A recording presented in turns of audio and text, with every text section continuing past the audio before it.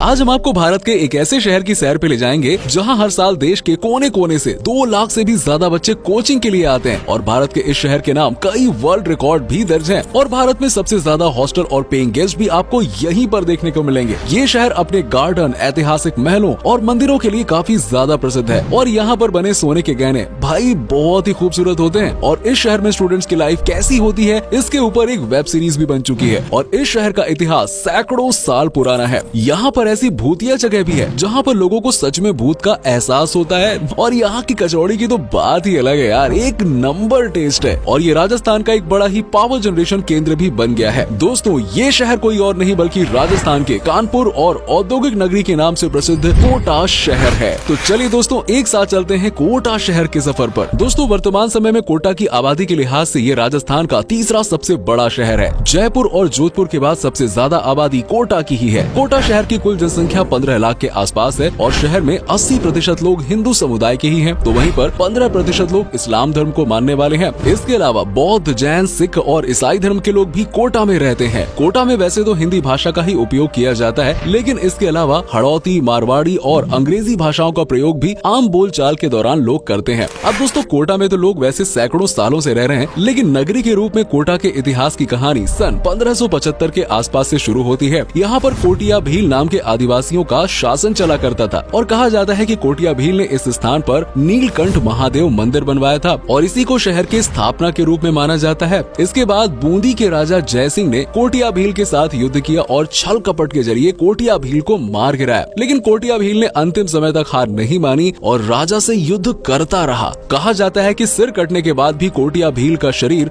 राजा से युद्ध करता रहा और इसके बाद राजा ने उसके पेट में तलवार का वार करके उसके 2 हिस्से कर दिए। लेकिन दोस्तों राजा जय सिंह कोटिया भील की बहादुरी से बहुत ज्यादा प्रभावित हुआ और उसके सम्मान में इस जगह का नाम कोटा रख दिया। सन 1624 में जहांगीर ने जय सिंह को हराया और कोटा को एक अलग ही रियासत बना दिया। बाद में 1818 में ब्रिटिशर्स ने इस जगह को अपने अधीन कर लिया। अब दोस्तों कोटा में हर साल देश के कोने कोने से 2 लाख से भी ज्यादा स्टूडेंट्स मेडिकल और इंजीनियरिंग कॉलेजेस में एडमिशन पाने के लिए कोचिंग लेने के लिए आते हैं और शहर में सैकड़ों कोचिंग इंस्टीट्यूट खुल गए हैं जहाँ बच्चों को तैयार किया जाता है एग्जाम के लिए। कोटा को एजुकेशनल हब बनाने का असली श्रेय विनोद कुमार बंसल को जाता है। उन्हीं की बदौलत आज कोटा में इतने सारे बच्चे अपना सपना साकार करने आते हैं। सबसे ज्यादा स्टूडेंट्स एक शहर में होने का वर्ल्ड रिकॉर्ड भी कोटा के ही नाम दर्ज है। और आपको बता दें कि कोटा भारत का दूसरा ऐसा शहर है जहां सभी घरों में 24 घंटे पानी आता है। दरअसल कोटा शहर चंबल नदी के किनारे बसा हुआ है, इसीलिए साल भर यहाँ पानी की कोई कमी देखने को नहीं मिलती है। अब जाहिर सी बात है दोस्तों राजस्थान में सबसे अधिक साक्षरता दर वाला जिला कोटा ही होगा। कोटा शहर का लिटरेसी रेट 82% है। साथ ही साथ महिला लिटरेसी रेट के मामले में भी कोटा देश के टॉप शहरों में शुमार है। कोटा में कई बड़े कॉलेजेस और यूनिवर्सिटीज भी मौजूद हैं, जिनमें government medical college, Kota engineering college, Indian Institute of Information Technology और यूनिवर्सिटी ऑफ कोटा आदि शामिल है। अब दोस्तों कोटा भारत का एक ऐसा शहर है जहाँ 50 किलोमीटर के रेडियस में आपको कई पावर जनरेशन प्लांट्स लगे हुए मिल जाएंगे। इनमें Kota super thermal power plant, Rajasthan atomic power station और सूर्य चंबल पावर प्लांट शामिल है। अब आपको बता दें कि कोटा शहर खूबसूरती के मामले में क्या किसी से कम है यार? नहीं, इस शहर में नदी और झीलों के साथ साथ आप हरी भरी वादियां भी देख सकते हैं। साथ ही घूमने के लिए ये शहर एक बहुत ही अच्छी जगह माना जाता है। बॉलीवुड के कई फिल्मों की शूटिंग कोटा शहर में हो चुकी है, जिनमें बद्रीनाथ की दुल्हनिया और मर्दानी 2 जैसी फिल्में शामिल हैं। अब दोस्तों कोटा राजस्थान की जीडीपी में भी एक महत्वपूर्ण योगदान दे रहा है। यहाँ के कोचिंग इंस्टीट्यूट से ही हर साल सरकार को 40,000 मिलियन की कमाई हो रही है। इसके अलावा कोटा शहर अपने स्टोन के लिए भी काफी प्रसिद्ध है। कोटा स्टोन काफी महंगा भी होता है। कोटा में कई इंडस्ट्रीज भी लगी हुई हैं, जिनमें केमिकल इंडस्ट्री, सीमेंट इंडस्ट्री और मेकिंग फर्टिलाइजर बनाने का काम किया जाता है और भी कई अन्य मैन्युफैक्चरिंग यूनिट्स यहाँ पर आपको देखने के लिए मिल जाएंगी। इसीलिए बड़ी संख्या में लोग रोजगार की तलाश में आसपास के जिलों से कोटा आते हैं।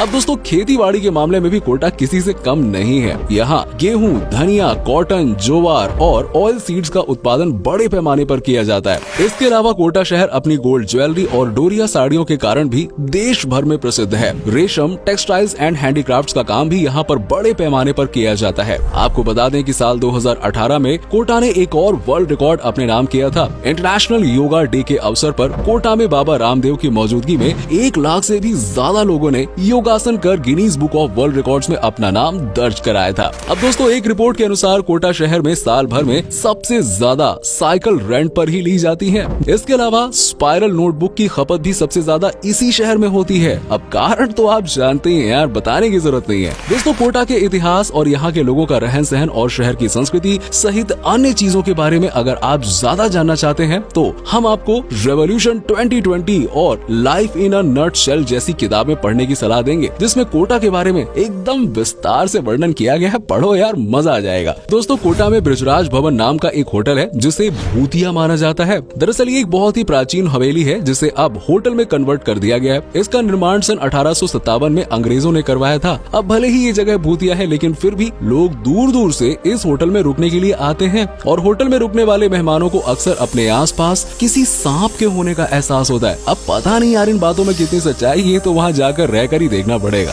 कोटा शहर न अपने खान पान, मेलों और बाजारों के कारण भी काफी प्रसिद्ध है। अगर आप कोटा जाएं तो यहाँ की मशहूर कोटा कचौड़ी का स्वाद लेना बिल्कुल ना भूलें। यकीनन ऐसी कचौड़ी आपने पहले कभी नहीं खाई होगी। साथ ही साथ दूध और जलेबी भी यहाँ लोग बड़े चाव से खाते हैं। राजस्थान की मशहूर दाल बाटी चूरमा, आए है, इसका स्वाद तो अगर आपने कोटा में नहीं लिया तो क्या ही किया यार। इनके अलावा बाजरे की खिचड़ी, बेसन चक्की, गट्टे की सब्जी, पापड़ की सब्जी, मावा कचौरी, लाल मांस और बाजरे की राब जैसी डिशेस भी आप एक बार जरूर ट्राई करना, मजा आ जाएगा, सच्ची बता रहा हूँ। और दोस्तों, साथ ही साथ कोटा में कई त्योहार धूमधाम से मनाए जाते हैं और दशहरे के अवसर पर शहर में कई जगह भव्य मेलों का आयोजन किया जाता है। शिवरात्रि और तेजाजी मेला भी बड़े लेवल पर आयोजित होता है। तेजा दशमी भी यहाँ पर बड़े धूमधाम से मनाई जाती है। हिंदू पंचांग के अनुसार तेजा दशमी का पर्व 6 सितंबर को मनाया जाएगा। अब दोस्तों, ऐसी मान्यता है कि इस दिन वीर तेजाजी महाराज का जन्म हुआ था। वीर तेजाजी महाराज भगवान का अवतार माने जाते हैं। इसके अलावा चंबल स्पोर्ट्स फेस्टिवल और हैंडीक्राफ्ट मेला में भी लोग हिस्सा लेते हैं।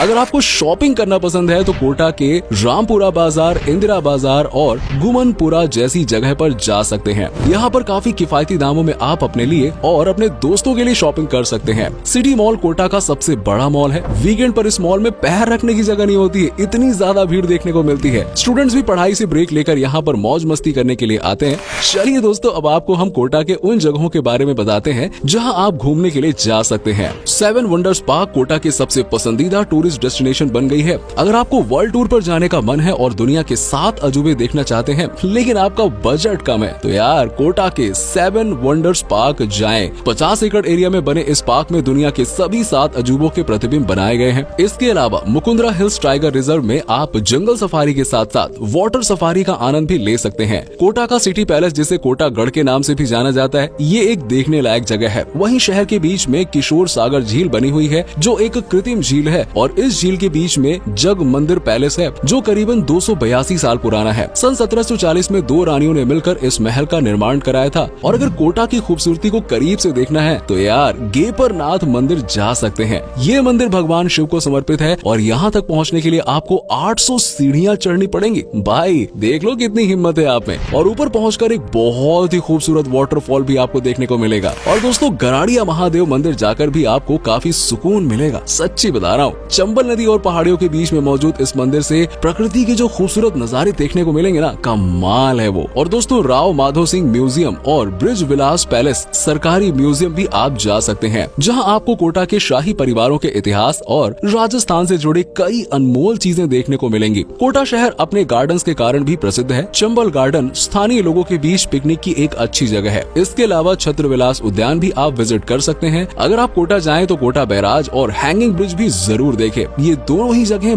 बहुत खूबसूरत हैं और शाम के समय पर यहाँ बड़ी संख्या में लोग घूमने के लिए आते हैं और अपने दोस्तों के साथ सेल्फी तो लेना बनता ही है यार। दोस्तों, कोटा पहुँचने के लिए आप सड़क मार्ग, रेल मार्ग या हवाई मार्ग का इस्तेमाल कर सकते हैं। कोटा जंक्शन यहाँ का सबसे बड़ा रेलवे स्टेशन है और भारत के सभी प्रमुख शहरों से आपको कोटा की कनेक्टिविटी या फिर सीधी ट्रेन मिल जाएगी। और अगर आप फ्लाइट से कोटा आना चाहते हैं तो जयपुर एयरपोर्ट यहाँ का सबसे नजदीकी हवाई अड्डा है, जिसकी कोटा से दूरी करीब 240 किलोमीटर है। कोटा घूमने का सबसे अच्छा समय अक्टूबर से मार्च के बीच का होता है। सर्दियों के दौरान यहाँ तापमान ठीक रहता है, वहीं गर्मियों के दौरान भाई भयंकर गर्मी पड़ती है यार। और कोटा घूमने के लिए 3 से 4 दिन बहुत सही है, इतना काफी है। तो दोस्तों, ये था भारत का एजुकेशनल हब कोटा शहर। उम्मीद करता हूँ कि आपको हमारा ये एपिसोड पसंद आया होगा। आप में से अगर कोई कोटा से है या फिर राजस्थान से तो हमें जरूर बताएं।